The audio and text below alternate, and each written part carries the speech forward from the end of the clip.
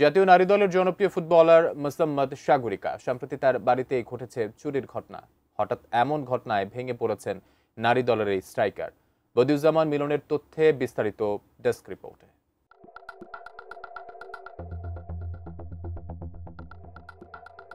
জাতীয় নারী দলের স্ট্রাইকার সাগরিকার বাড়িতে চুরির অভিযোগ উঠেছে। ঠাকুরগাঁওয়ের রানীশংকৈল উপজেলার রাঙ্গাটুঙ্গি গ্রামে সাগরিকার বাড়িতে চুরির এই ঘটনাটি ঘটে 14 আগস্ট রাতে। তাদের ঘরের তালা ভেঙে 2,25,000 টাকা চুরি হয়েছে বলে জানান সাগরিকার বাবা মোহাম্মদ লিটন মিয়া। সারা বছর বাফুফে ভবনে চলে জাতীয় নারী দলের ক্যাম্প, তাই বছরের বেশিরভাগ সময় ঢাকাতেই থাকতে হয় সাগরিকার। সাধারণত বাড়িতে এলে সরকারি অর্থায়নে নির্মিত ঘরে থাকেন সাগরিকা। নতুন ওই ঘরের পাশেই মাটির আরেকটি ঘর আছে তাদের।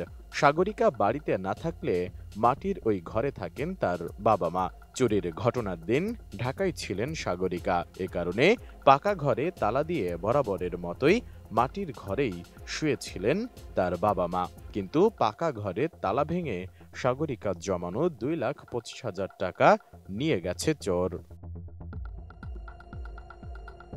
চুরির ঘটনা বর্ণনা দিয়ে লিটন মিয়া বলেন, তার বাড়িতে চুরি হয়েছে গত বৃহস্পতিবার। ঘরের ভেতরে রাখা 2,25,000 টাকা চোর নিয়ে গেছে। মূলত জমি কেনার জন্য এই টাকাগুলো তিনি রেখেছিলেন। চুরির ওই ঘটনায় থানায় জিডিও করেছেন তিনি।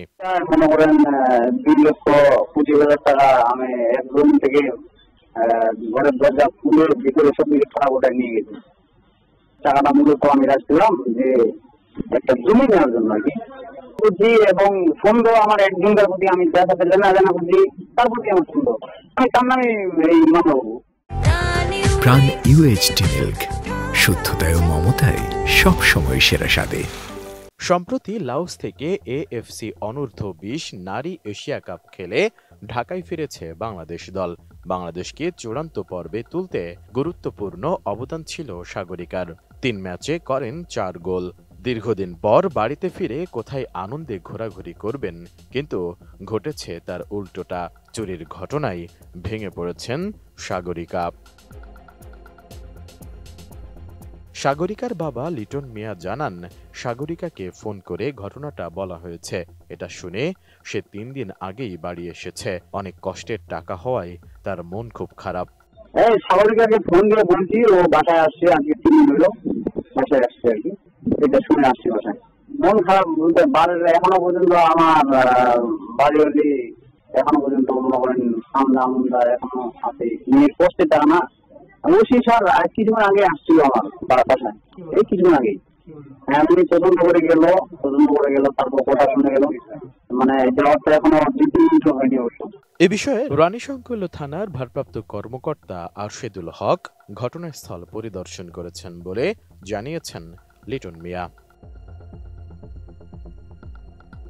Desk report, ATN news.